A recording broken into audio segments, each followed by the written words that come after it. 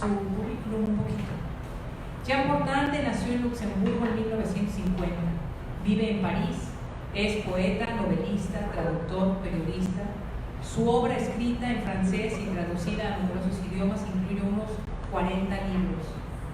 Poemas, relatos, obra teatral, ensayo y novela. Tradujo más de 30 libros de literatura mundial, de los cuales los poetas Juan Gelman, Gonzalo Rojas, Jorge Bocanegra, Luis García, entre una lista muy grande. Desde el 2006 forma parte en Francia de la Academia Mallarmé. Recibió numerosos premios en Francia, entre ellos el prestigioso premio Mallarmé, así que el Gran Premio de la Sociedad de Escritores en 2003 para el conjunto de su obra. En 2011 fue otorgado por el conjunto de su obra el Premio Nacional de Luxemburgo y en 2014 el Premio Europeo Petrarca en París. En 2014 las ediciones PHI de Luxemburgo han publicado sus obras reunidas de 1983 a 2013 con el título, ¿cuál es el título en francés? Yo soy malísima para el francés, si lo digo se van a reír, pero ahorita, no. Letra B de la ballena, el trabajo de la ballena, y es uno de los temas que vamos a tocar el día de hoy, la lengua ballena, la figura de la ballena, entre otras cosas. Jean, mil gracias por estar aquí, bienvenido.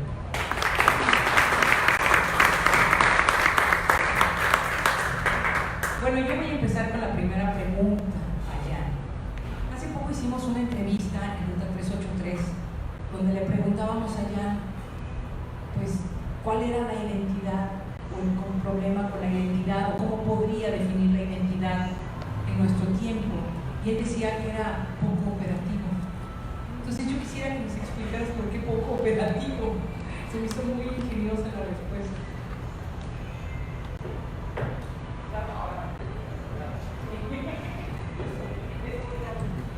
Hola.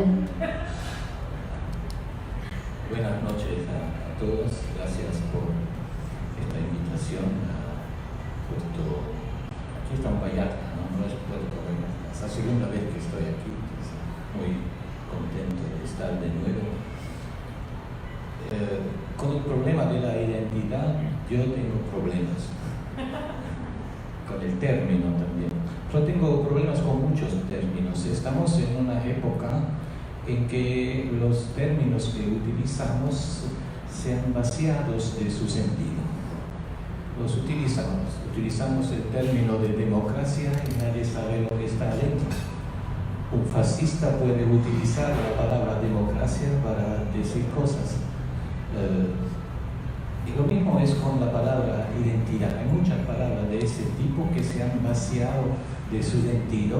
Entonces, cuando uno la utiliza, cada uno va a llenar, va a poner una cosa dentro de este término. Y los que tienen más poder, digamos, los medios de comunicación, los políticos, son ellos que van a llenar más la palabra y entonces nos sirven un concepto que para mí no es operativo, ¿no? Esto se llama, hay un poeta francés que creó un término para decir esta cosa de vaciar las palabras de su contenido, ¿no? Él lo llama la censura, pero con S, no con C. La censura es como si el sentido fuese censurado adentro de las palabras, ¿no? Y pienso que es la tarea de los escritores, de los enseñantes, de los poetas, de rellenar, de poner de nuevo sentido dentro de las palabras. Es una lucha muy fuerte hoy, porque en todas partes están vaciando casi todas las palabras. Y eso es una crisis de la cual casi no se habla, pero es una cosa que hace que ya no podemos comunicarnos porque estamos con palabras que están vaciadas de su sentido. Hay un gran escritor rumano, pero de lengua francesa, que se llamaba Tristan Tzara, ahí estamos al inicio del siglo XX. Él decía que la palabra es pensamiento que baja a la boca. Si ahora esta palabra es vacía y la utilizamos, se puede también decir al revés. La palabra sube también al pensamiento. Si es vacía, poco a poco va a vaciar nuestro cerebro. Es un poco lo que quieren los dominantes hoy, ¿no? Que tengamos un cerebro listo para aceptar todo lo que nos están sirviendo, las palabras, pero también las situaciones sociales, la situación ecológica, las situaciones culturales, ¿no? Y ahí, por eso tengo, digamos, veo la tarea del escritor, ¿no? Como para decir, ahora es hora de volver a llenar la palabra de sentido, porque hemos perdido el sentido de la palabra. Y la identidad es una de estas palabras, ¿no? Porque es muy ambigua. En identidad está idéntico. Esto que quisiera decir que somos todos idénticos porque tenemos una identidad común. En identidad es también su contrario. Si yo tengo mi carnet de identidad, soy único. Los demás no tienen el mismo. Yo soy una persona única. Y entonces el sentido de esta palabra, como un péndulo, va de la cosa que somos todos iguales a que todos somos únicos. Entonces no es un operativo el concepto, no funciona, ¿no? Hay que escoger. Y lo que hacen los políticos, ellos escogen la parte que somos todos iguales. Lo hacen como si fuésemos todos iguales.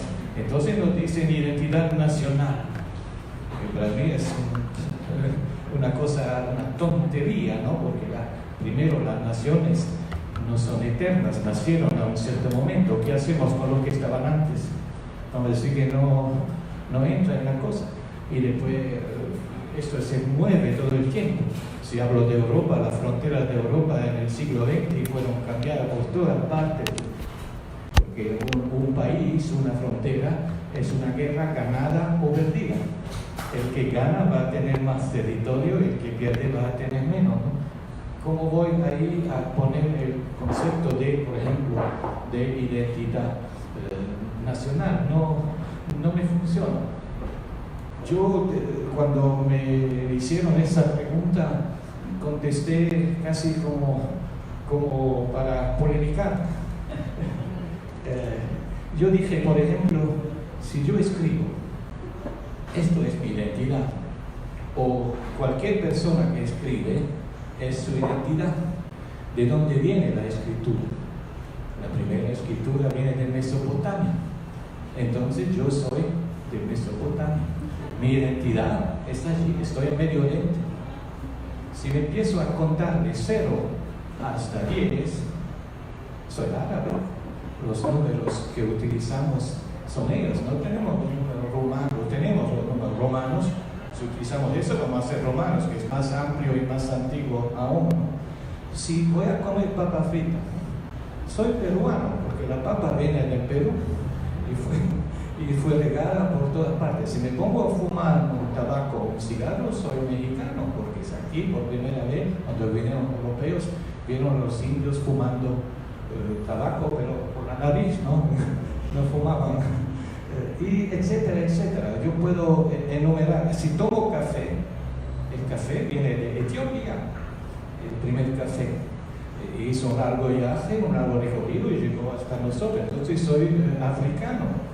Y entonces, ¿cómo hacer ahí, cómo reducir, digamos, mi identidad a algo pequeño, que sería el pequeño territorio que está alrededor de mí, donde plantaron una bandera y me dicen, esta es tu identidad?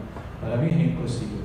En la literatura, yo leo Tolstoy, es mi identidad, leo Octavio Paz, es mi identidad, es parte de mí, entra en mi escritura, pero puedo leer también africanos, australianos.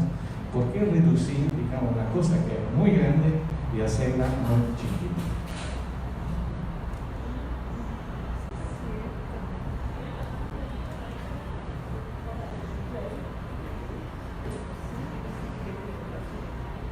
También, Jan, te defines como un migrante y justamente tiene que ver con lo que estabas diciendo. Hay palabras que se vacían de significado y también, por otro lado, hay palabras que se resignifican. Entonces, de acuerdo con la problemática que estamos viviendo actualmente con los migrantes, ¿qué respuesta crees que se puede dar desde, o que se está dando desde la escritura también desde tu escritura. Ahí estamos de nuevo con una de estas palabras. No, nosotros pensamos siempre que la época que nos da para vivir es la más importante. Entonces hablamos de migrantes ahora y vemos los de Centroamérica que cruzan México para ir a Estados Unidos, o vemos los de Siria que cruzan el Mediterráneo y quieren venir a Europa y mueren. Ya hay como 15.000 muertos en el mar Mediterráneo, es un cementerio marino, ¿no? Porque ahí vienen los barcos que son nadie los ayuda, cosas de esas. Eso lo vemos y es una cosa horrible, ¿no? De ver cómo se trata al migrante, ¿no? Pero la migración es una cosa fundamentalmente humana. No estuviéramos sentados aquí sin la migración. Todos somos parte de la migración. Históricamente, el primer hombre que fue, dicen, una mujer, nació en África y de ahí se regó por todas partes y se hizo mundial el ser humano, ¿no? Entonces la primera migración sería esa, ¿no? Después, de todos los tiempos, de todas las historias y de todos los países, siempre hubo migraciones y siempre hubo conflictos. A veces la migración es violenta porque tiene la forma de la conquista. Ustedes lo conocen muy bien, cuando vienen los españoles en el siglo XV, es también migración, pero vienen con las armas y vienen a un lugar donde hay otra gente. ¿Y qué hacen con esa gente? Sabemos el resultado, ¿no? de la conquista. Es un tipo de migración. Y ahora cuando el mismo lugar, tomemos África, Europa colonizó a África durante siglos y siglos, robó todo lo que se puede robar del territorio africano, sigue haciéndolo, y cuando vienen los africanos a Europa se les dice que no tiene sentido. El ejemplo de Francia, que es más cercano, porque vivo en París, Francia colonizó al Magreb, es decir, al África del Norte, a Argelia. Argelia era parte de Francia hasta 1962, es muy reciente, ¿no? Es muy reciente. Y ahora estos argelinos dicen somos franceses y los franceses dicen que no. Y dicen ustedes son árabes y peor, son musulmanes, entonces islámicos y entonces islamistas. Y hacen toda una cadena de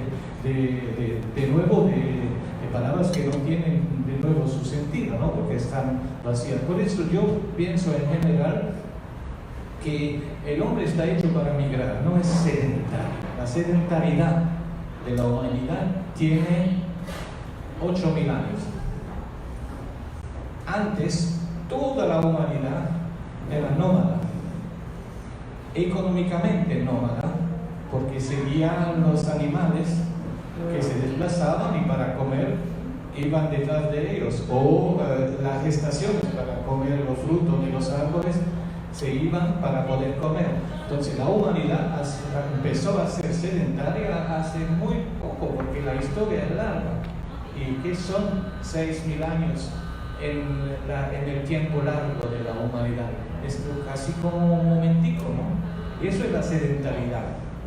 Pero incluso en esa sedentariedad siempre hubo va y ven de las cosas, ¿no? Y entonces, para mí, parar eso, decir hoy basta, no tenemos que acoger migrantes, no tiene sentido.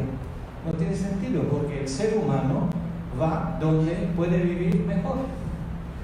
Es su derecho. ¿Por qué alguien le va a decir que no es su derecho de vivir mejor? No entiendo. Mis padres se fueron de Italia, mis abuelos ya se fueron de Italia a inicios del siglo XX. ¿Por qué? Porque las familias tenían 10 hijos y la tierra no daba para todo el mundo, eran campesinos. Entonces la única manera de sobrevivir era de irse, de viajar. Algunos fueron a América, otros al norte, y yo nací en Luxemburgo, soy resultado de eso. Si alguien me hubiera dicho a mi abuelo, tú no puedes viajar, no puedes ir a vivir mejor, yo no sé, estaría aquí sentado porque se hubiera muerto de hambre. Y eso hacen muchas personas, que los africanos que vienen a Europa, los centroamericanos que van a Estados Unidos, no van para ir a robar algo, van para ir a ofrecer su trabajo y para poder vivir. Tienen familia, tienen hijos, y cada uno tiene derecho de vivir. Y ahí estamos de nuevo en la cosa de las fronteras y de los países. ¿A quién pertenece la tierra? Si nosotros tenemos un país, vamos a decir, es nuestra tierra. No tiene sentido, porque, por ejemplo, aquí, decir es nuestra tierra, sí, pero en el siglo XII, ¿de quién era la tierra aquí en México? ¿Qué significa decir eso, no? Si hacemos porque la historia es muy importante, como siempre hay que poner todo en una perspectiva de largo plazo. Los que vinieron antes van a decir es nuestra tierra porque se la robaron los que estaban ahí. Y los que vienen después le dicen no es tu tierra. No lo entiendo. No tiene sentido humanamente hablando. Tiene sentido económicamente hablando. Y ahí pienso que estamos en el núcleo de las cosas.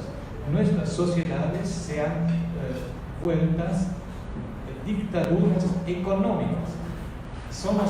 Quieren que seamos homo económicos y no homo cultural, homo social, no, homo económicos.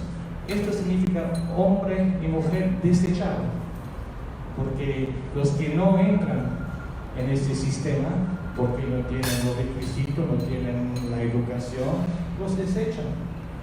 Estamos llegando a una cosa que es absurda. Cuando Jan nos mandó su último libro, que por cierto aquí está, porque hay varios libros de Jan, se los recomiendo muchísimo, porque cuando nos mandó su último libro, en el prólogo él habla de la lengua ballena. Y entonces me metí a investigar qué era eso de la lengua ballena, porque Jan habla esa lengua ballena y hay un verbo ahí que se llama pulmonear, ¿no? Y yo quisiera pedirle a Jan que nos explique todo esto de la metáfora de la ballena, qué es la lengua ballena, qué es pulmonear, y después si nos puede leer algo. Ahí estamos en plena migración. Yo pienso que el prototipo de la migrante es la ballena. Si ustedes van a mirar en internet o en los libros, que es mejor, verán que la ballena no ha siempre vivido en el agua. Ha tenido una vida muy larga en tierra firme, bajo la forma de un enorme perro. En la época de los grandes animales, dinosaurios y todo esto, estaba también un enorme perro que a un cierto momento de su desarrollo decide de irse y se va al agua. Entonces, para mí es la primera migrante. Hizo bien, porque todos los demás grandes animales se extinguieron, no están.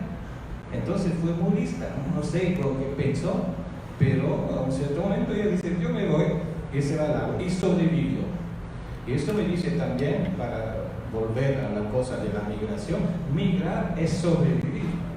Si no migro, no puedo sobrevivir. Esto me dice, me cuenta la ballena, ¿no? Pero ¿qué hace ella? Se va al agua. Ve que ahí no puede vivir bien porque está acostumbrada como nosotros a la tierra firme. Imagínense que nosotros mañana decidimos de ir a vivir en el agua. Tenemos que hacer unos cambios en nuestra estructura, en nuestra morfología. Y entonces la ballena vio cómo eran los demás, los peces, ¿no? Y se adaptó y tomó una forma dinámica, tenía patas. Se quitó sus patas poco a poco y la reemplazó por aletas.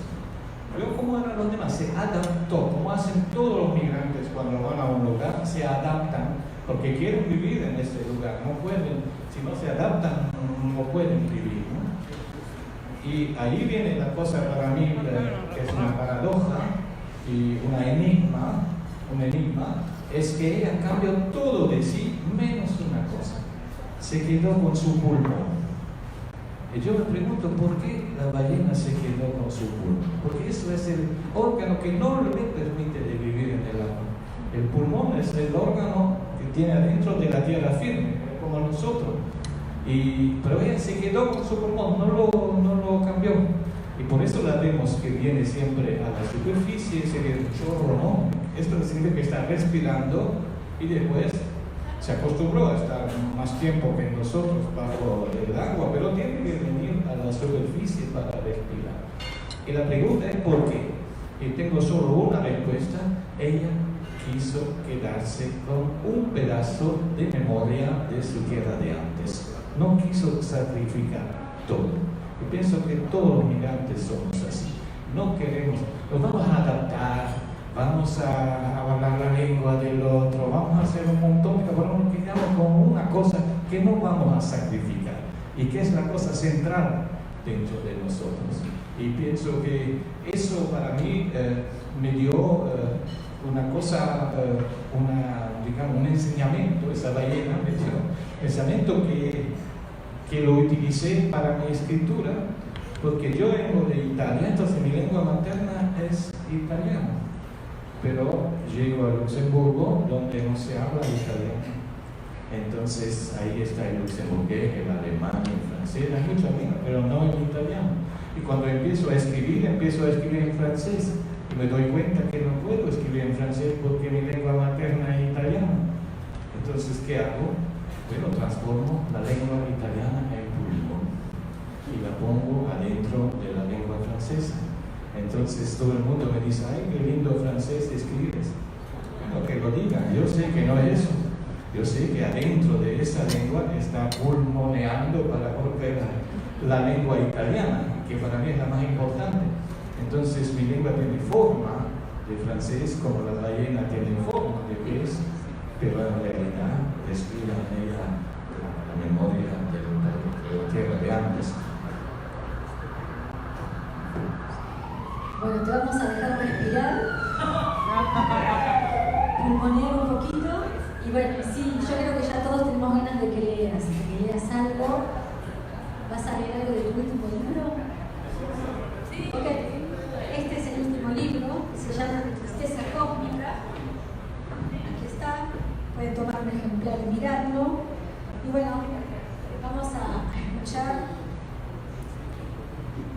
algo que diga Jan y que quiera compartir. Tengo que aclarar que el libro que voy a leer no lo escribí yo. Porque es una traducción. Yo no lo escribí en español, yo lo escribí en francés. Y ahí tenemos también migración. La traducción es una migración. Alguien toma la lengua de un libro y le permite cruzar una frontera para ir al otro libro, ¿no? Y el traductor es muy importante. Y sin el traductor no leeríamos la mayoría de la literatura mundial, ¿no?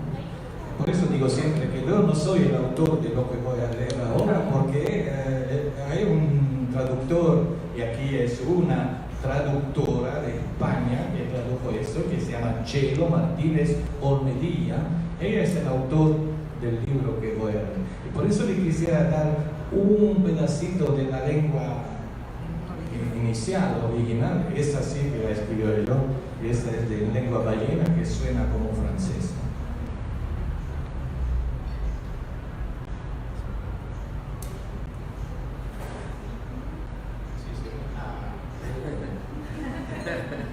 Así nació el mundo, ¿no?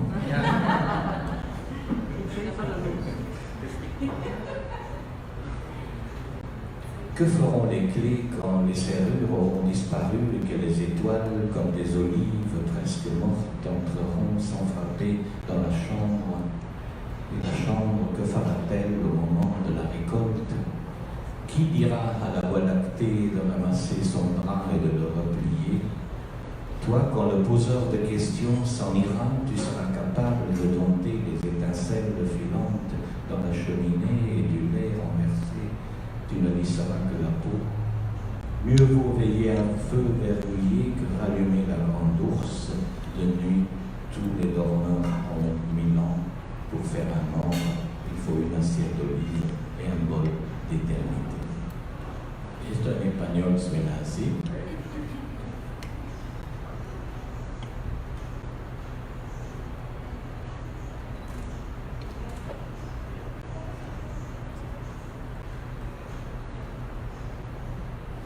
¿Qué harán las llaves cuando las cerraduras hayan desaparecido y las estrellas, como aceitunas casi muertas, entren sin llamar en la habitación? ¿Y qué hará la habitación en el momento de la cosecha? ¿Quién dirá a la Vía Láctea que recoja su sábana y la doble? Tú, cuando el que tantas preguntas hace se marche, serás capaz de controlar las chispas fugaces en la chimenea, y con la leche derramada solamente alisarás la piel. Más vale cuidar un fuego encerrado que reavivar la osa mayor. De noche todos los durmientes tienen 1000 años. Para ser un muerto se necesita un plato de aceitunas y un cuenco de eternidad.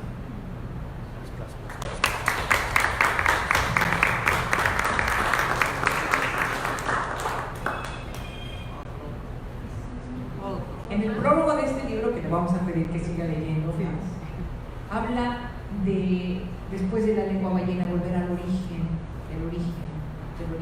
Habla de un sismo, habla de un temblor. De hecho, dices que es la literatura post-temblor. Es código, lengua fantasma. ¿No? Está lleno de misterios este hombre. En 2009, el 6 de abril, hubo un gran terremoto en la ciudad de donde vengo, de donde viene mi padre, Italia. El terremoto ustedes conocen muy bien, ¿no? Hay bastante en estas zonas. Y entonces ese terremoto destruyó casi completamente una ciudad que se llama L'Aquila. Y bueno, yo no tenía casa ahí, amigos, hubo algunos muertos, pero no entre mis amigos. Pero lo que se destruyó fue mi paisaje interior. Yo, en todas mis novelas, en todos mis textos, tengo ese pulmón, que también es paisaje interior. Cuando hablo de montañas, no pongo una montaña de Luxemburgo. No hay montaña de Luxemburgo, hay colinas. Entonces hablo de la montaña italiana, del origen. Y todo esto con el terremoto tembló y se destruyó. Y entonces tembló también el pulmón del que estaba hablando y que está dentro de mi lengua, ¿no? Y a partir de este pulmón que se rompió, no sabía qué hacer yo con mi escritura, porque ya no funcionaba lo que yo había construido durante 30 años. Yo esta lengua ballena la construí es una lengua nueva que inventé, que es francés, pero no es francés, durante 30 años. Y por algún ejemplo, quizás que me parece decir casi todo, yo tengo en mi escritura muchas palas, un instrumento autobiográfico.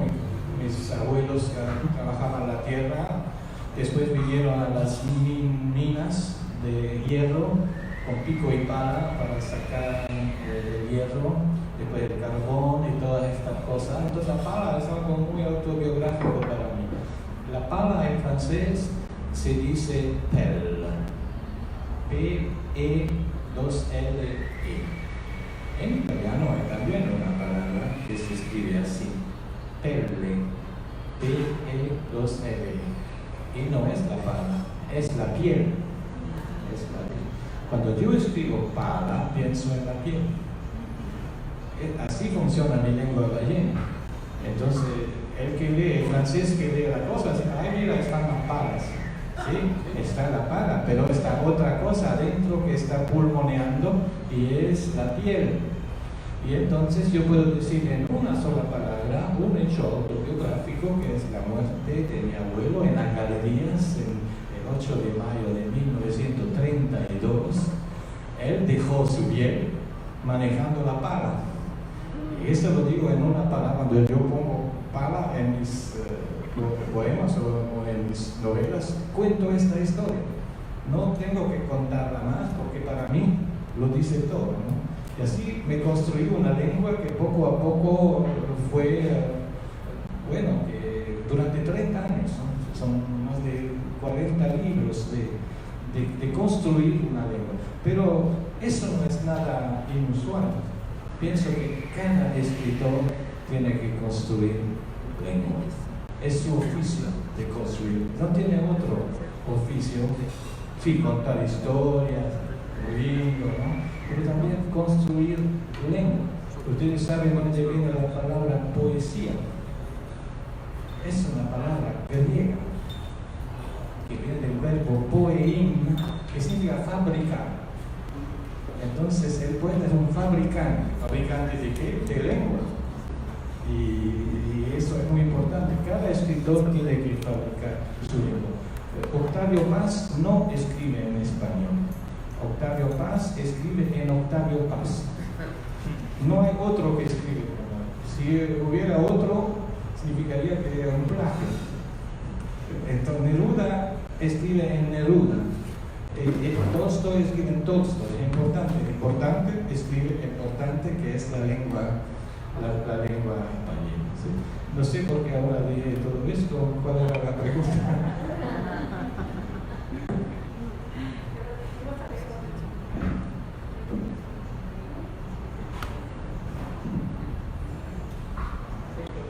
Lo leo directamente en español. Siempre es difícil escoger. Este es digamos, casi el último, en francés no es el último libro traducido. Y salió en Colombia. Y tiene 2 libros adentro. Uno se llama La tristeza cósmica, que me hacía falta, ¿no? Para construir, para construir nueva lengua tenía que hacer adentro un viaje muy largo. Entonces fui hacia las estrellas, ¿no? Y a partir de ahí pude recuperar otro tipo de lengua que ya no es lengua ballena, porque el terremoto rompió el pulmón. Y después tiene otra parte, un segundo libro que se llama Concepciones, y si están de acuerdo, voy a leer un poco también de esto, porque es un libro que para mí es muy, muy, muy importante. Cuando salió este libro, todo el mundo me dijo, pero ¿dónde sacaste este título? ¿Qué quiere decir concepciones? Es una palabra que tiene mucho sentido, ¿no?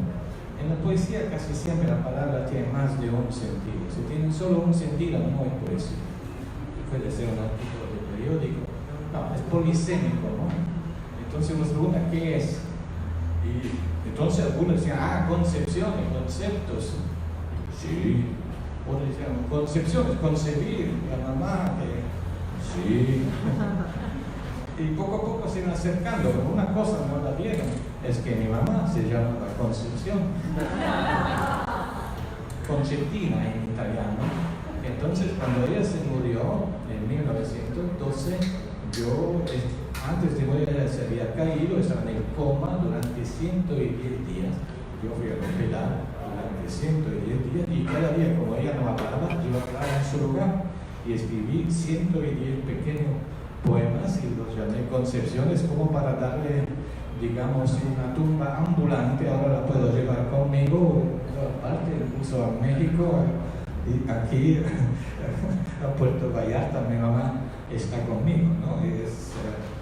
Bueno, pero tiene también que ver con los otros sentidos de concepciones, ¿no? Entonces, ¿querías que leyera algo?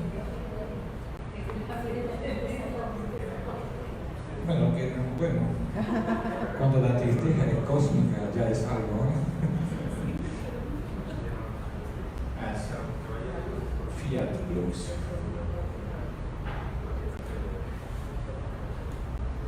Las bayonetas del sol, cuando mi dedo las toca, se retractan.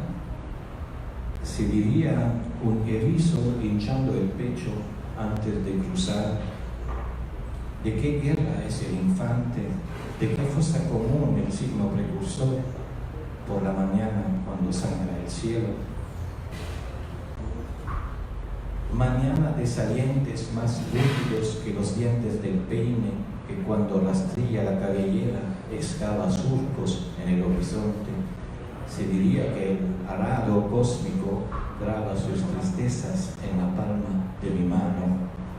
País en duelo tras tanta partida, madres a media asta cuando desfila cabizbaja la procesión, gallo que 3 veces se lamenta, se lamenta, se lamenta.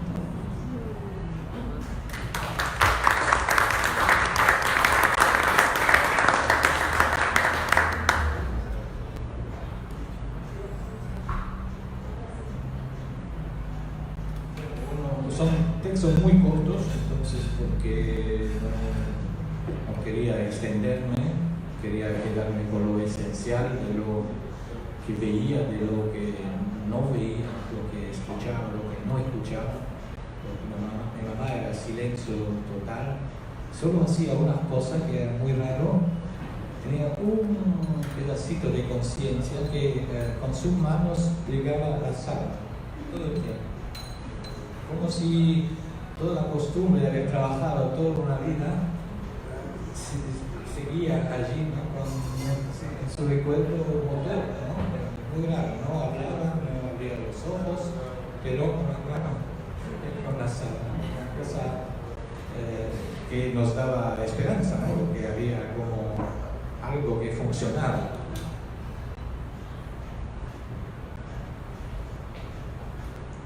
Por la ventana entra un rayo de duración.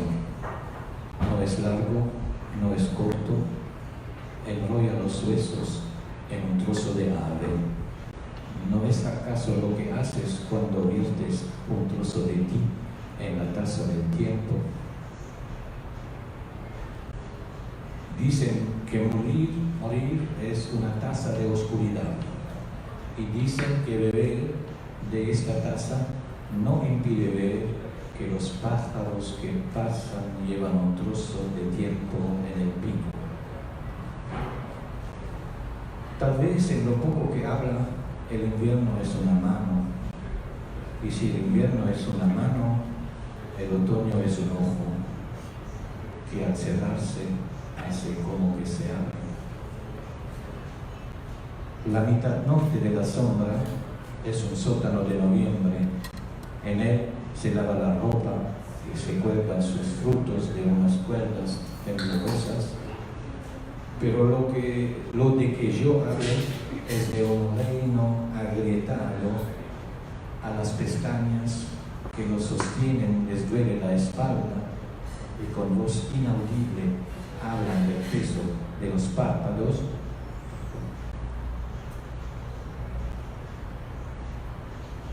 El que ha ingresado en esta batalla tiene sangre en las orejas, también tiene la batalla en la mitad de la boca, y en la otra mitad el invierno masca el otoño.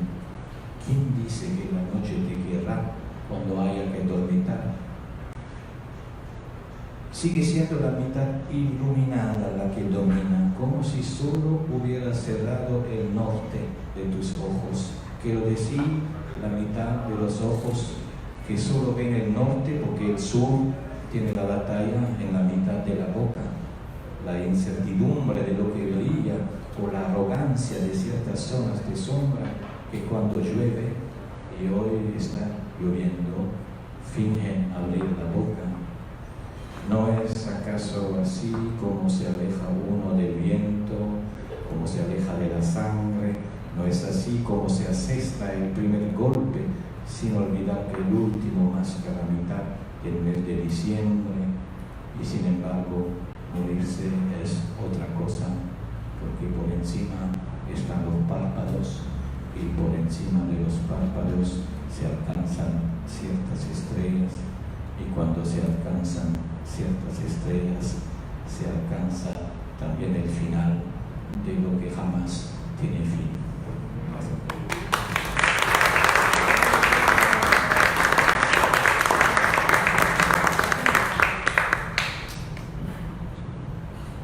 Otro concepto que anda dando vueltas por ahí, creo que es muy interesante, y es el que tiene que ver con el planteo de la verticalidad y de la horizontalidad. Bueno, no lo voy a explicar yo, más bien quisiera que nos cuentes de qué se trata y cómo lo manejas en tu obra. Cuando antes hablé de la trayectoria migratoria de la ballena, esto sería algo, digamos, desplazamiento que es horizontal. La ballena, con ese desplazamiento horizontal, ya no es un animal de tierra firme, pero todavía no es un animal del agua. Un migrante, cuando se va de un lugar a otro, ya no es de aquel lugar donde se fue, pero todavía no es del lugar donde va a ir. Y eso para mí es la horizontalidad importante, ¿no? Que es un espacio, una tierra casi de nadie, que va del ya no al no aún, al no todavía. Y en ese espacio, que es enorme, ahí está toda mi literatura, ahí está todo lo que pienso, todo lo que hago. Es un territorio de ya no y no aún. Pienso que eso somos nosotros, la humanidad somos eso. Ya no somos lo que éramos, pero todavía no somos estamos siempre en camino hacia algo. Y si llegamos, se acabó la cosa. Tenemos que quedar en camino, porque eso es, digamos, la definición, la esencia de lo humano, el estar en camino. Pero eso transforma siempre una cosa en ya no y la otra en no todavía. Y eso es el motor de la humanidad, es el motor de la vida, es el motor de todas las cosas. Le voy a dar un ejemplo.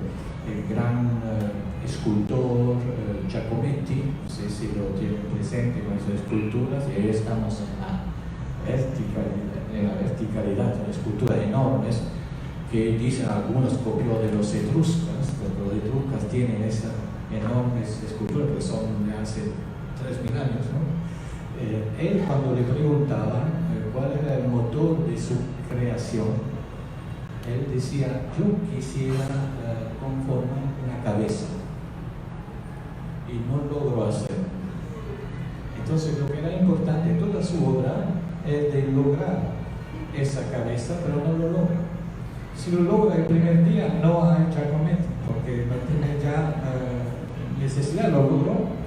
Y pienso que sí, la humanidad es eso, ¿no? Si logramos directamente lo que es lo humano, no tiene sentido de ir hacia lo humano. Nosotros estamos yendo hacia lo humano y eso es muy importante.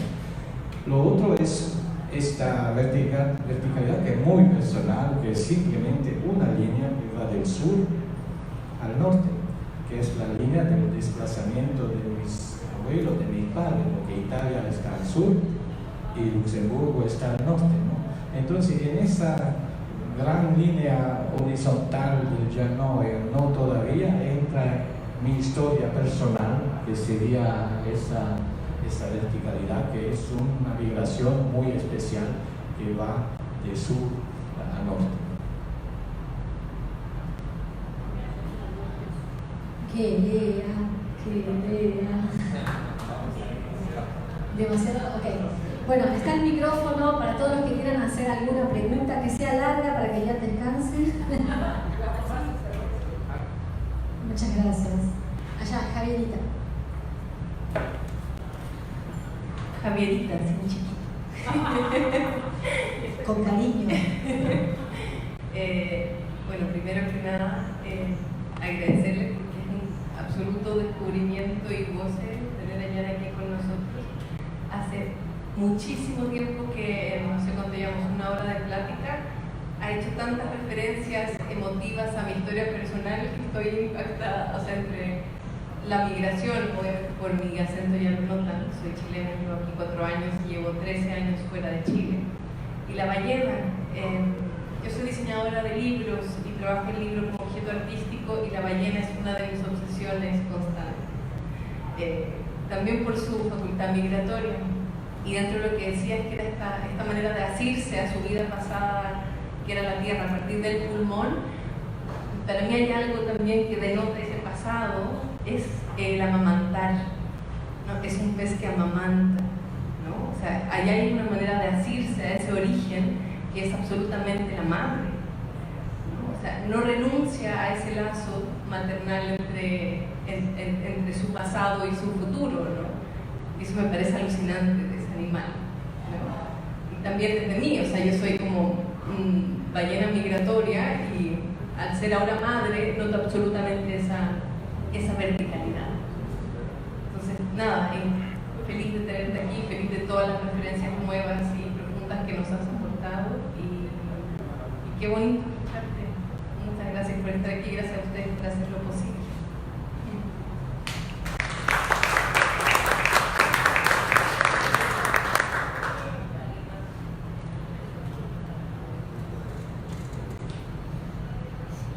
Hola, tengo la cabeza con muchas cosas, pero quisiera tratar de traducir algo que dijiste. La identidad es lo que uno es y ya. Es lo que sientes, ¿entiendes? Y ha sido muy hermoso como lo has compartido. Pero finalmente eso es lo que somos, lo que somos. En una frase, en una oración, la identidad es el viaje entre lo personal hacia lo universal. Eso es la identidad, ese viaje, ¿no? Si lo cortamos el hilo entre nosotros y lo universal, no tiene sentido estar en el mundo, ¿no? Y por eso es muy simple, ¿no? No es una cosa muy compleja, ¿no? Es solo no cortar el hilo que va de nuestra persona hacia lo universal y hacia el universo. Por eso en ese último, uno del poema que tú dijiste de leer, bueno, yo pongo estrellas en la mano. Si pongo una estrella en la mano, bueno, hago el lazo directo entre el universo y mi cuerpo. Y pienso que hemos perdido un poco esta cosa, ¿no? De sentirnos. Antes también se dijo, ¿no? En la primera intervención, hemos perdido esta cosa de estar en algo grande. Nosotros, el ser humano, está en algo grande, que es el universo. Porque cuando la vida nació en la Tierra, no nació en forma humana. Nació primero unas células monocelulares, después se parten en dos y después poco a poco se va regando y poco a poco se pone más complejo y ya está la primera planta, el primer animal, y poco a poco de ahí vamos a salir nosotros y pensamos que somos la corona de todo, mientras que no, somos parte de todo esto, ¿no? Y tenemos adentro todo esto. En el arquetipo nuestro está toda esta historia, pero la ideología que nos rodea nos hace olvidar, porque prefieren que no tengamos historia larga, prefieren que tengamos historia muy corta, que esta se puede manipular, la larga no se puede manipular.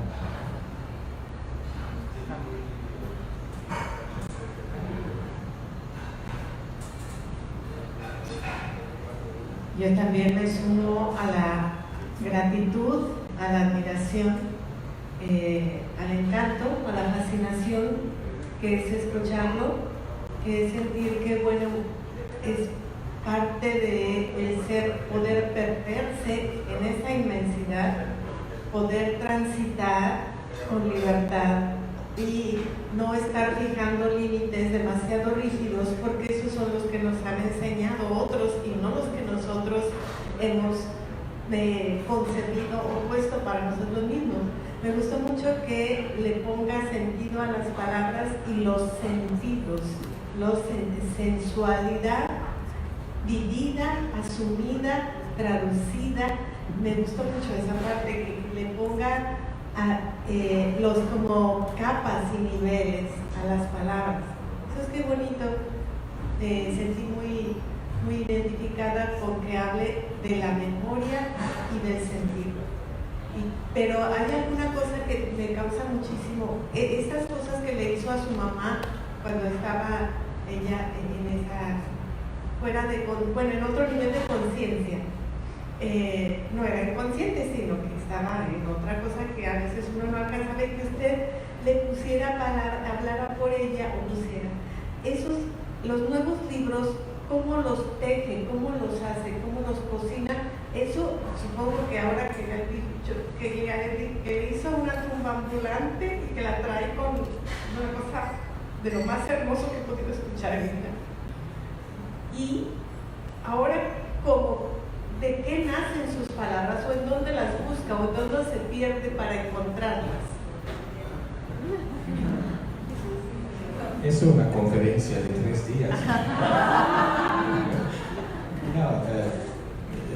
Para decir la verdad, estoy buscando porque la lengua ballena llegó a su final, ya no da más, se rompió el paisaje, se rompió todo, no da más. Pero cuando yo fui 2 días después del terremoto, fui a esa ciudad que fue destruida y poco a poco no destruyeron la ciudad y los pueblos, pero alrededor pusieron casas provisorias. Provisorias se dicen, provisionales. Y entonces, por ejemplo, el centro histórico de la ciudad, que es una ciudad maravillosa, que cada 300 años es destruida por un terremoto, es como una maldición, ¿no? La última vez fue en 1700 y pico, y en aquel momento la reconstruyeron, estamos en el barroco, completamente barroca, todo barroca. Es el único ejemplo de Italia que es una ciudad completamente barroca, todas las iglesias, los edificios, todo barroco, y eso se cayó. Y entonces, lo que digo yo, esto ya no es ni la sombra de sí mismo, esta ciudad. Ellos están afuera y miran a una cosa que ya no es la sombra de sí mismo y que al mismo tiempo es una especie de fantasma, una ciudad fantasma. Porque la ciudad está vacía, no hay, cuando uno cruza calles, las callejuelas de ese centro, no hay ningún ruido, porque no hay tiendas, no hay gente que vive allí, no hay hoteles, no hay coches, no hay nada. Es una cosa muy rara de entrar en el centro histórico de la ciudad y no haber ningún ruido. Es espantoso, casi uno tiene miedo cuando entra. Entonces, lo que quisiera hacer yo es encontrar una forma de escritura que diga eso. Una escritura sombra o una escritura fantasma. Estas son las cosas que estoy buscando, ¿no?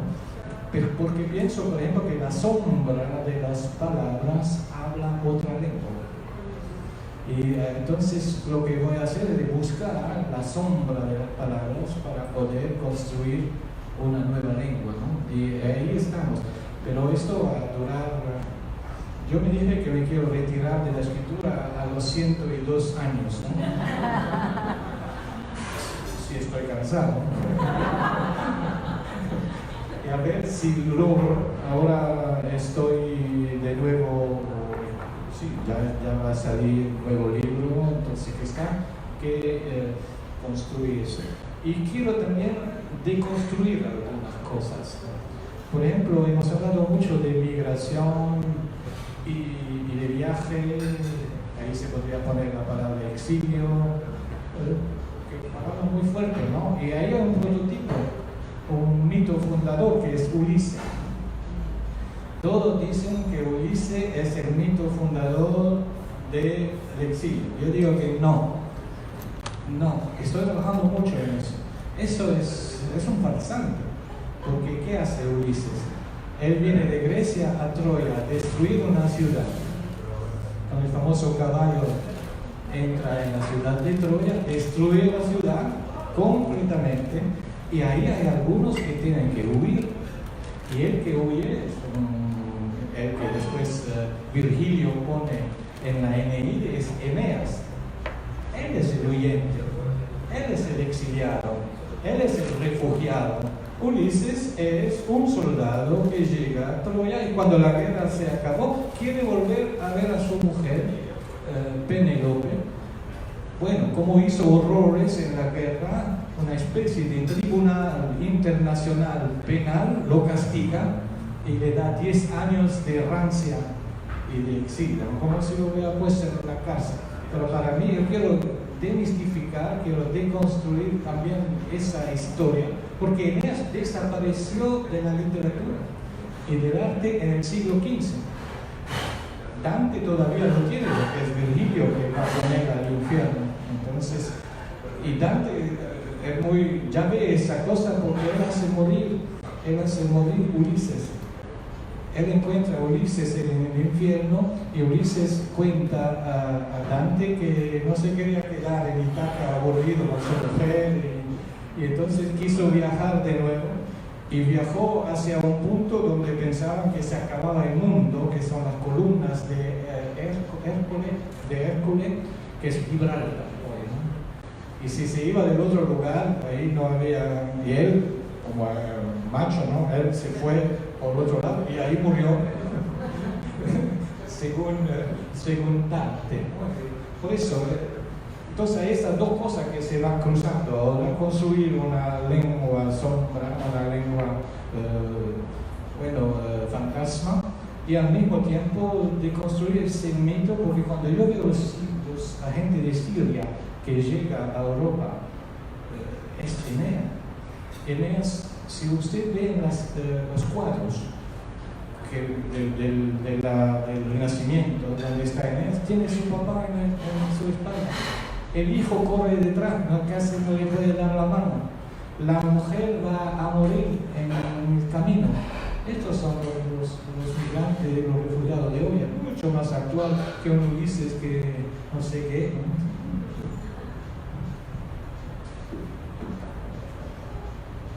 Aparte de poeta, es un gran ensayista. Aquí hay libros si los quieren comprar. Pero si no, también lo pueden encontrar en internet, en una revista, ¿cómo se llama? El Otro Tiempo, El Tiempo. Pero es un canján importante. Hay muchos ensayos de él. Yo leí uno que me fascinó, que habla de Celan y Dorán. Sobre todo en esa creación de la palabra, ¿no? En esa búsqueda que está Jan. Y la verdad es que si uno tuviera un poquito más de tiempo, se diera más el tiempo para leer este tipo de cosas, la mente se te abre, te das cuenta de cómo desde antes otros escritores inventaban su propio lenguaje, inventaban sus propias palabras. ¿Nos platicas un poquito de eso? Un poquitito. Otra conferencia de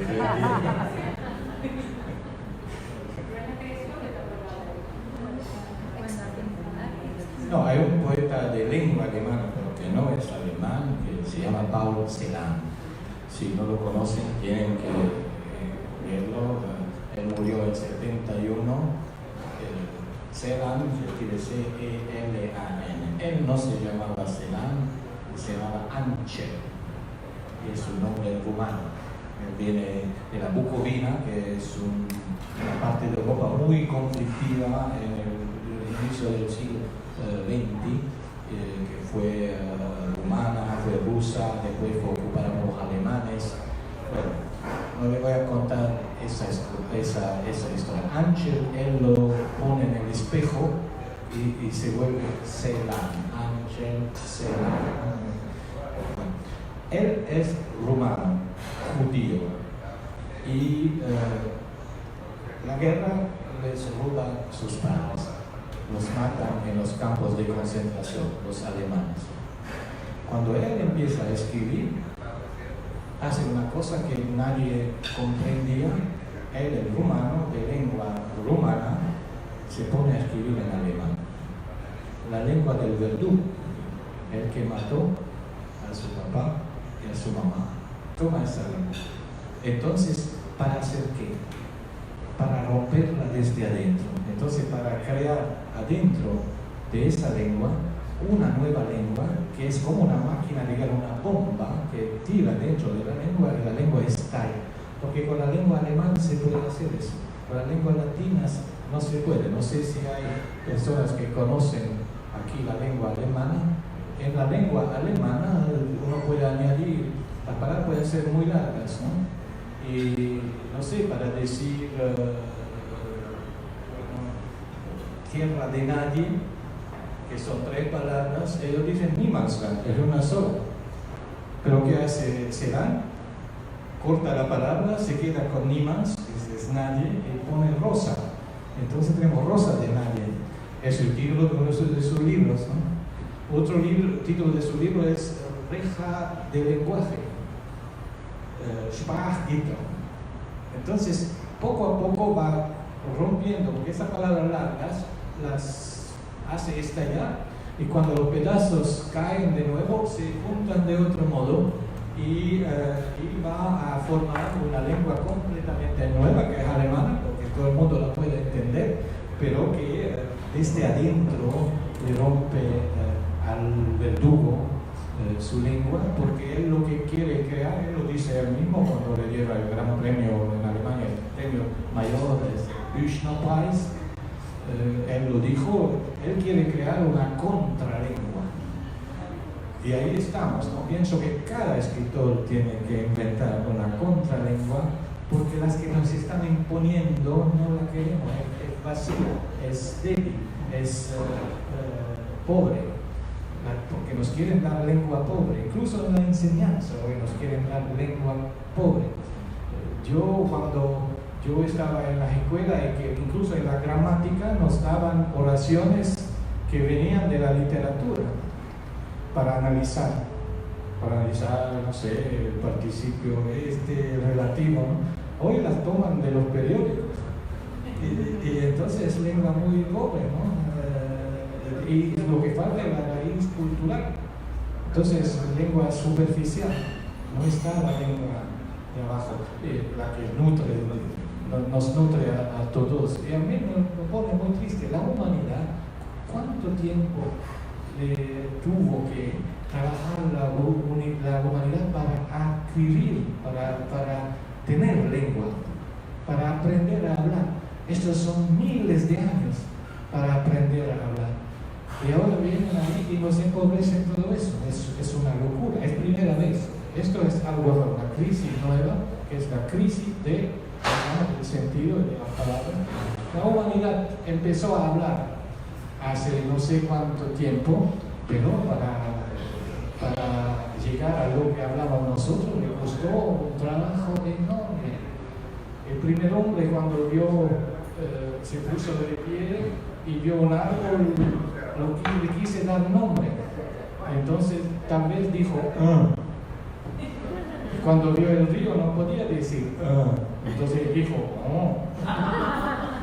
Y cuando ya todas las posibilidades de sus cuerdas vocales la había utilizado, pone 2 elementos y ve, no sé, un puma y dice ya tiene 2 sílabas, ¿no? Y ahí va a construir mucho tiempo nombrar las cosas, y ahora nosotros estamos vaciando eso, ¿no? Eso es algo terrible, y se la han construyendo esa lengua, ¿no? Que es una contralengua. No solo dice eso, pero también dice al verdugo: tú me rompiste mi vida, yo te rompo tu lengua. Y eso no lo vieron en alemán, lo vieron después, cuando él empezó a hablar, ¿no? Y es muy fuerte esa cosa, ¿no? Y cuando él logró hacer todo, en el 71 se tira en el Sena y se suicida, porque yo lo había hecho, había roto todo, no quedaba nada que hacer. Es un poco como todos los sobrevivientes de los campos de concentración, como Levi, ¿no? Que en un cierto momento se suicidan porque han hecho lo que tenían que hacer, ¿no? Y él hace eso. Hay un caso en América Latina que es parecido, que es el poeta Juan Gelman, el poeta argentino, que tiene una historia similar, porque a él la dictadura le mató el hijo, le mató la mujer del hijo, que estaba embarazada, y no la mataron de repente, así directamente, esperaron a que salga a la luz el niño, y robaron al niño, y se lo dieron a la policía. Y este niño, que ahora se sabe que es una niña, porque él la encontró, Macarena Gelman, entonces vivía con sus padres que habían sido sus verdugos, los verdugos de su madre. Es terrible, ¿no? Entonces toda la escritura de Gelman, a partir de 76, es eso, ¿no? Escondiendo bajo las palabras esa historia, ¿no? creando una contralengua. Muchísimas gracias.